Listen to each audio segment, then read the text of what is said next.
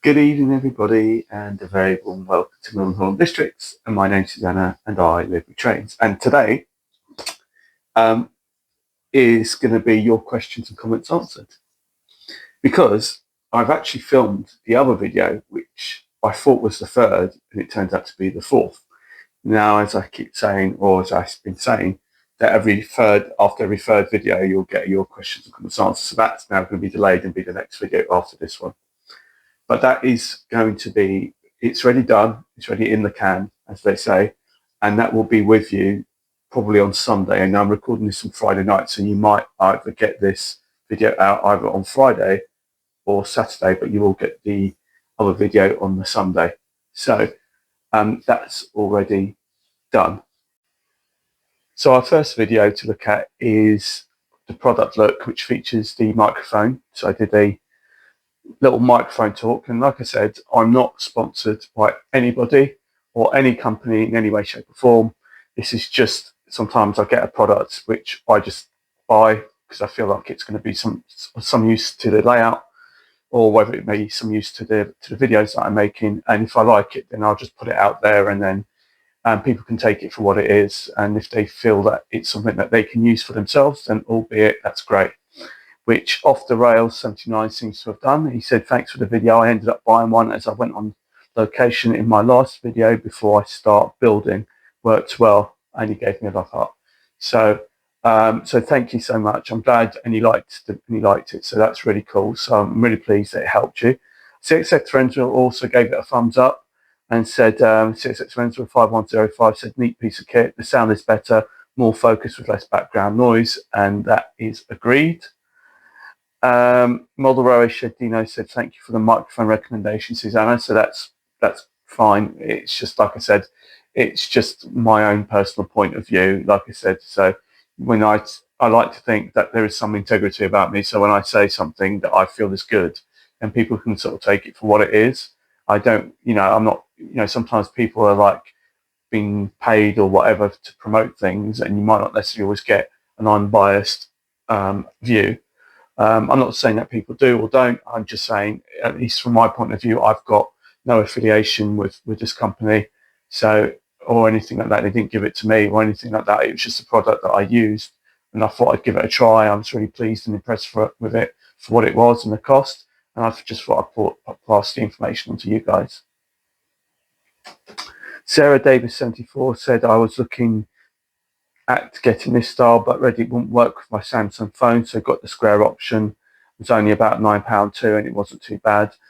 Yeah, that's something that you have to take into consideration when buying these type of things, to make sure that it's compatible with the equipment that you're already using if you're going to use it in conjunction with something else.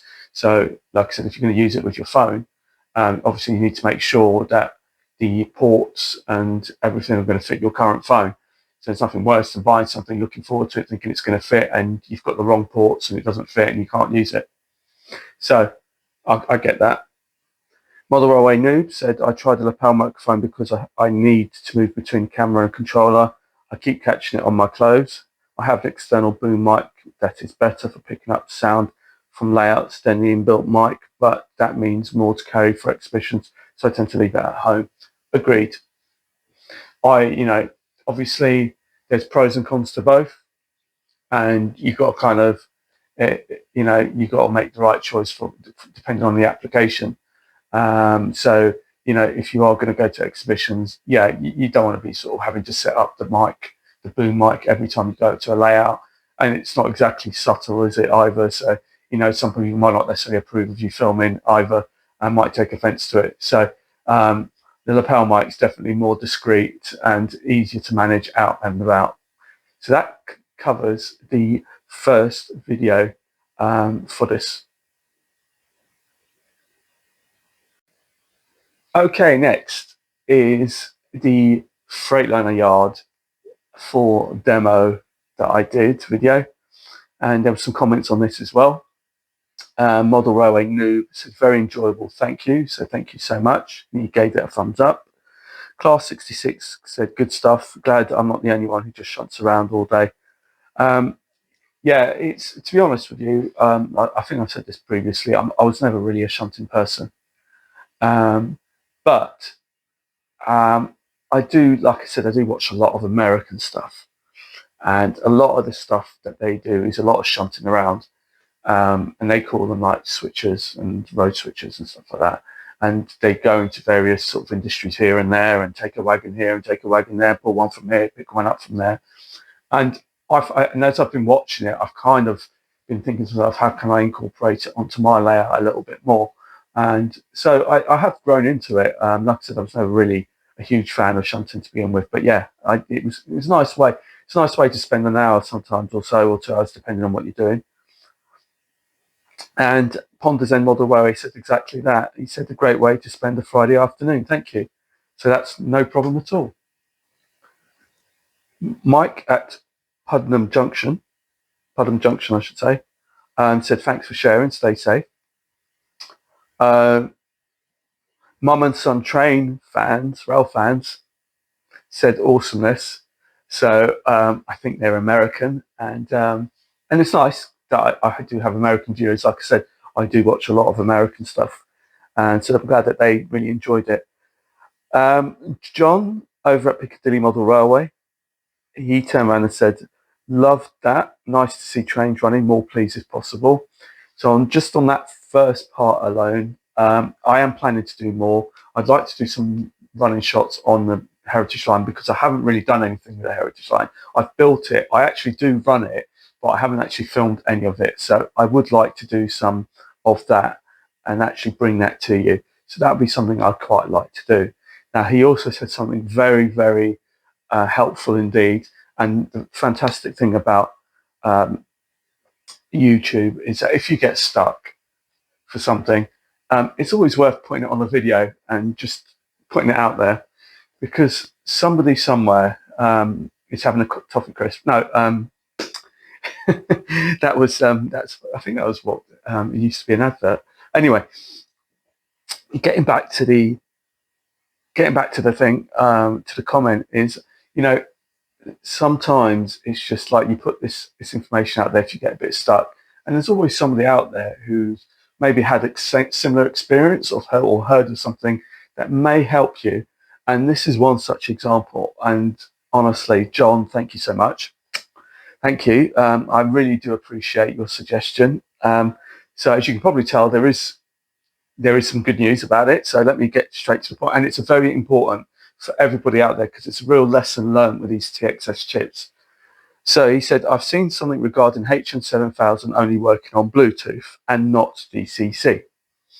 They said it's CV19, being set to 1, which is a consist setting, so the DCC reads it as a consist. Advice was to set CV19 to 0, returning to the decoder to single-use operation. Worth a try, hoping that's helpful. Right. So, less than 10 minutes ago, and for those of you who don't really know the backstory that goes into that 08, it's basically I had a surge on the layout. And it affected two chips on the two 73s. They were both 73s. And basically it damaged the chips, or so I thought. And they just wouldn't respond to DCC at all after the surge. I couldn't get them to run or anything like that. And in the end, I managed to get both of them to work on Bluetooth only. I couldn't get any of them to work on DCC. I tried to get them to work on DCC, but I wasn't having any joy at all. So I thought, okay, in for a penny, in for a pound, I'll try it on Bluetooth. And what happened is I managed to get both of those two chips to work on Bluetooth. However, I decided to change the sound profile onto an 08 sound profile because the 08s are basically shunters and they don't need a big range, and you can use the phone sort of like in the immediate vicinity rather than having it on locomotives running all the way around the layout and then having to change from one system to the other. So it's easier to do it with the shunters, which is why I left the two shunters with those two chips. Because I thought, well, if they're damaged, it's fine. It's not a big deal. It's a bit of an inconvenience, but it's better on the shunters than on the main locos. So I couldn't get it to work on DCC, and basically John has come up with this suggestion. So I took my GBRF class 08, which you haven't seen yet, but you will see it on the next video. And like I said, it's got this TXS chip in it, and it was only running on Bluetooth, which to me was great because at least the decoder wasn't packed up. At least I could still use it in some capacity. So anyway, I took that to the programming track and basically did what John had suggested. And lo and behold, it has actually worked. So my GBRF one is now operating on both DCC and on Bluetooth. So that decoder is effectively as good as new. So I'm really, really chuffed with that. I'm really pleased. However, unfortunately, my Freightliner 08 is a no-go. Unfortunately, the 08 Freightliner, I tried it, and I know that the decoder is damaged in some capacity, and the reason why I know that is anyone who programs addresses and things onto your decoder, when you put it on the programming track and you press the right button, you usually get a little pulse, or you get the train moving ever so slightly to, and almost to sort of tell you, yeah, I've got the information, it's all done, and then usually your controller will say it's done and it's okay, it's fine. It wasn't doing that on the 08. I tried putting it to, I tried it via my Digitrax main controller. It didn't really do it. I then tried to do it from my controller, my Digitrax handheld controller, to see if I can do it through that, but that didn't work either. Now, John had also mentioned to me that there were some updates for the 08. So I thought, well, maybe if I update it, I can actually get it to work, and maybe it'll work that way around, but it wouldn't update. So unfortunately, the Freightliner 08 is just like, it will work on the on the Bluetooth, but not on the DCC. Now, there's nothing wrong with the actual loco. It's just, if I want to, I could actually just replace the chip. But since it's partially working, then I'll just, it's an inconvenience, but I can still use it. It's not the end of the world. So, so it is a partial success. But the takeaway from this, which I want everybody to take away, is the fact is that both of those chips in both of those locomotives have been cut down to fit the 08. So it proves that that chip can be cut down without it affecting the DCC side or the Bluetooth side, because my GBRF one at the back is working on both DCC and on Bluetooth, despite the fact that I cut the chip down ever so slightly to fit it into the nose of the 08. So you can actually fit it in there, and you will see it on there is a line that you do at your own risk. I'm not sort of recommending that you do or don't. If you don't want to do it, or you don't want to take the risk, then that's totally understandable. But like I said, you do it at your own risk. But I found that, at least with mine, the 08 is working at the back. The front one, the Freightliner one, I just think that the decoder is actually slightly worse damaged than the one at the back, because the other one's virtually as new, but this one obviously got hit a bit more. So anyway, so that's kind of like the takeaway. Yes, you can fit a TXS 8-pin chip into a Bachmann 08. You have to splice the wire in and fit both the Stay Alive and the speaker into the cab. And also, like I said, you would have to cut down the decoder ever so slightly to fit it into the nose, but it does actually work, as I have demonstrated. But like I said, you do take it at your own risk if you decide to go down that road. Right. Arthur Thorpe said, awesome, nice job considering you not really practiced that. And the answer is no, I didn't. I didn't practice it, and it wasn't without its flaws. However, that's just the joys of railway modelling. It's not going to be perfect all the time, and so you are going to have hiccups there and there, but that's just part of the hobby. And the nice thing is, I watched a video tonight of Charlie Chadwick, and he did a video today of him and his friend shunting around on his layout. His friend was doing the shunting and he was doing the filming. And if you haven't watched it, I really recommend you watch it. It's actually really, really interesting because it is actually quite soothing watching it. I don't know, or just quite relaxing, like somebody said about watching mine. But the thing being is, essentially, I was doing the same as Charlie, or he was doing the same as me, I guess. But again, the takeaway is it's done. Even though it's shunting with the 08 in a similar way, it's actually two different approaches in two different ways. It's like, firstly, his era is the 1970s, whereas mine's the modern day. And the second difference is that he's got all the bells and whistles on his system. And what I mean by that is, like, he doesn't have the hands-on approach that I do. So, he's got all the whole uncoupling solenoid thing, so he doesn't have to, and all the point motors are remote, so he doesn't have to do any of that. Whereas on my layout, it's very much hands-on. But it's definitely two different approaches, but it doesn't mean to say that it's any less enjoyable. So it's just two different approaches to one kind of job at hand, which is to shunt the wagons around and all the rest of it. So it's very interesting to see the two different approaches, mine and his, in two different ways. And I just thought that was really quite interesting. So if you haven't watched it, take a look at his latest video, and you can watch his video.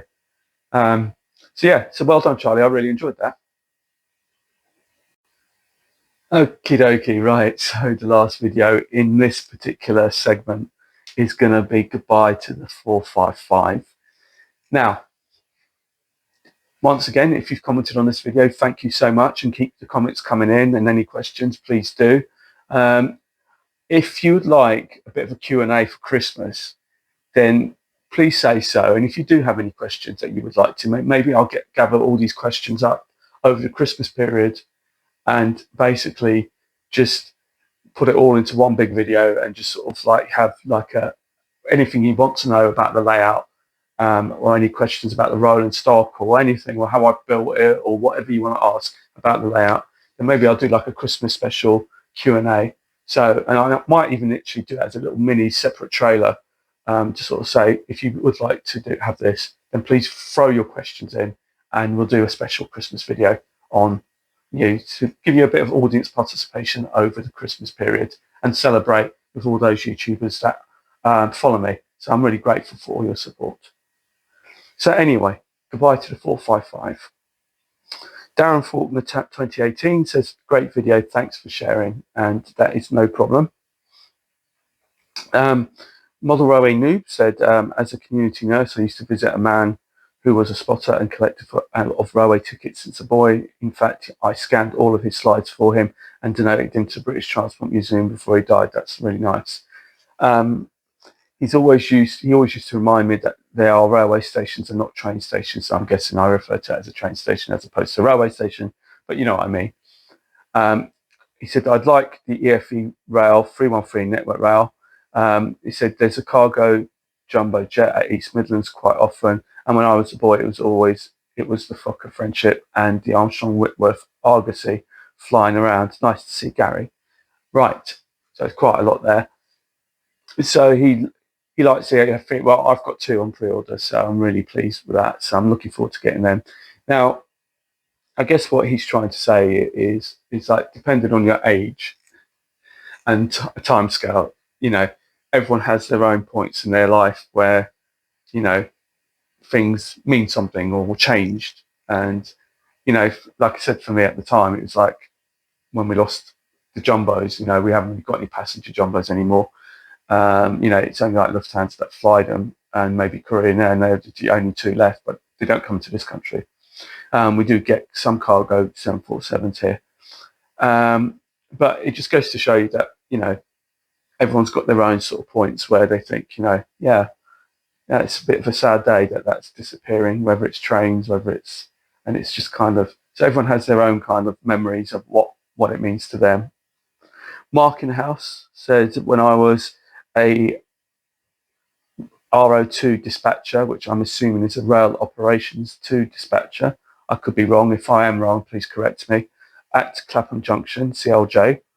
I must have dispatched every single SWT, South West Trains, and SWR, South Western Railway, Class 455s over 40 years with a midlife refurbishment. They done well, and I couldn't agree with you more.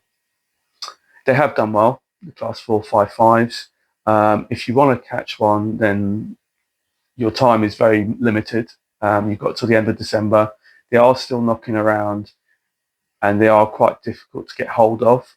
But if you can get hold of one and get a ride on one, then by all means do so whilst you can. The thing is with the 455s is they actually got an extended lease of life, because the Eterreos, which have now replaced them and are coming online now, are about, I think, from what I gather, they were about 2 years delayed. And I think it's because they had issues with the train, but I think they also had issues with the union, if I'm not mistaken. So that delay was good news for the 455s, because that means they couldn't retire the 455s because they had nothing to replace them with. So that's given them a real sort of like lease of life. So they have had a good innings, as they say. It's just a sad sight because, like I said, it's something that I've grown up with. You know, the sights and sounds of the Class 456, the 455, the 313s, and all of these kind of second generation is what you'd call them, and even the 319s. I love the 319s as well. These are all kind of second generation EMUs, which are now, we're now more onto the next level now. And it's a bit of a shame, really, because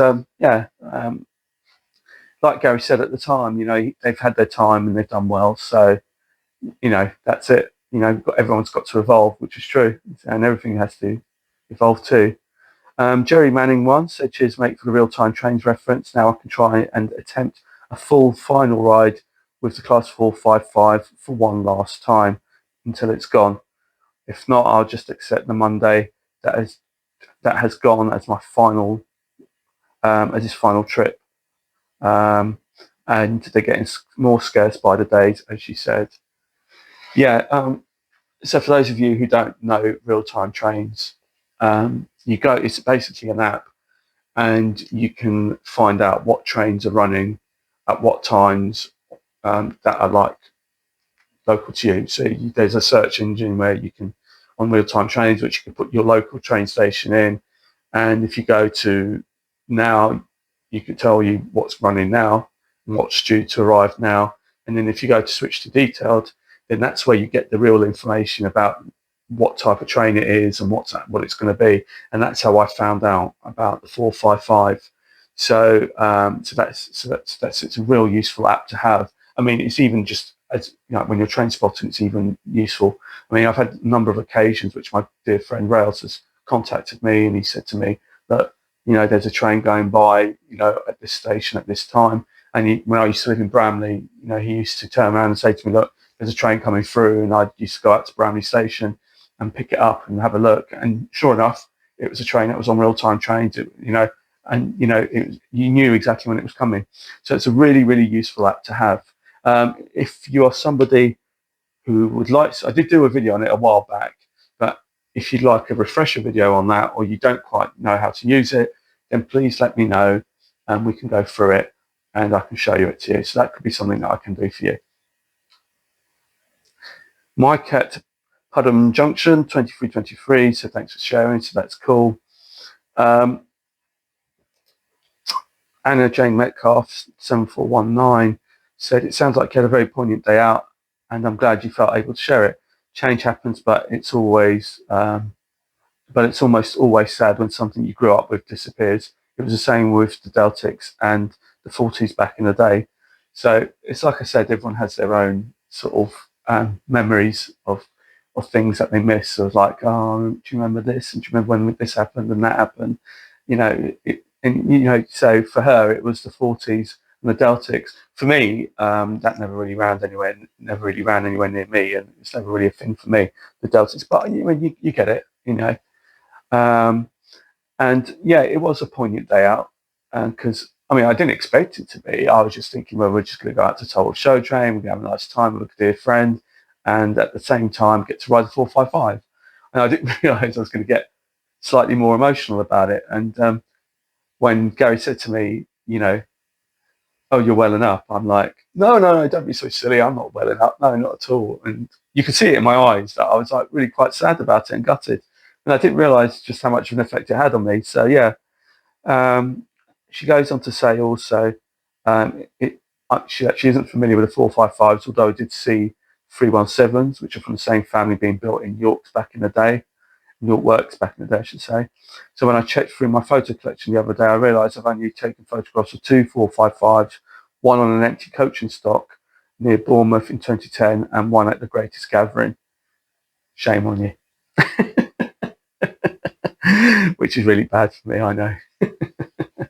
Well, it's like I said, the 455 is just like a southern thing. If you're not a southerner, it's just like stuff that's up in Scotland. There's stuff there that I haven't even looked at or know anything about. I've seen it, I know it's up there, but I've never ridden on it, so I couldn't give you any information on it. Arthur Thorpe 5445 says you did great filming outdoors. You've done some great filming in the past, visiting stations and seeing locos. You should do more. He's asking. So yeah, I could do. I mean, now's probably not the right time of year, considering that the weather's getting a bit sketchy nowadays. For those of you who don't know, we're in the autumn season here, going into winter here in the UK. So for those of you that maybe are abroad, but yeah, it's probably. I mean, something I would like to do. It's just that exhibitions don't really have that same feel anymore for me to do filming there. There's loads of other people who do such great filming for when they go to the main exhibitions. It's just like I couldn't really do it justice, to be honest. CXS Rensville 5105 said they look very similar to a Class 150. Are they related? If you go to Tolworth Show next year, there's a possibility that I will be there with my layout. That'd be cool because I've never actually met you, so it's always nice, So I'd love to meet you. So if you do go to Tolworth next year, please do keep in touch and let me know. And the chances are I probably will end up going because Tolworth is one of those exhibitions that you see. I don't do too many exhibitions, but I do like to try and do the local ones. And Tolworth is about just under an hour from where I am. So it's not a million miles away. So it's something I can do. But I mean, all those kind of stuff like up in Crewe and Birmingham and Manchester and all that kind of stuff, Scotland. I'd love to do Motherwell, Scotland, but it's just a bit of a trek for me. And also because of my anxiety, sometimes I just think, oh, I don't know. But I need to learn to get over those. But that's a different conversation. The Class 150, are they related? I'm not too sure that they are. I think they might be, but because when you look at the bodies and you look at the fronts, they're not too dissimilar. I mean, the 150, the 153, the 155, and what's the other one? The 156 are all sort of born in a similar time period. So I'm not. So I should imagine there's some sort of relation. 150s were never really used in the south, so I never really got to use them much. Well, I say that, and that's actually wrong. They were used with GWR in the southwest, but actually London area and this kind of southern southeastern area, they were never really. I don't believe they were really used. Like I said, they were more like the southwestern region, and then you start going into the Midlands and up and up. The only exception to that would be that Bachmann did a Class 150 in the Silverlink Metro 150-1. And they used to use those 150-1s. And those of you who don't know what a 150-1 is the 150 without the door gangway in the middle. It was just a flat front. And they used to use those on the Gospel Oak to Barking line for a period before the London Overground took over and started using their Venturas, I think they're called. I think they're like 745s or something like that. Or 718s or something. I can't remember exactly. I'm sure somebody will be able to tell me in the comments. And they use those on the Euston to Watford Junction, and they also used them on the Gospel Oak to Barking line. So obviously they replaced those. It's a bit like the 313s that Silverlink used to use on the on the West London line and the North London line. They got replaced by London Overground with the Electrostar versions. So anyway, that concludes the end of today's video and the free video look. So thank you so much for joining me today, and I really appreciate it. And your next video will be the layout update, rolling stock update, and the future of the channel and and of the railway, what I'm going to be doing with it. And also at the very end of that, don't just switch off, because there's going to be some photos attached to the end of that video as well. So until the next time, my name's Susanna, and I live retrained. Bye bye.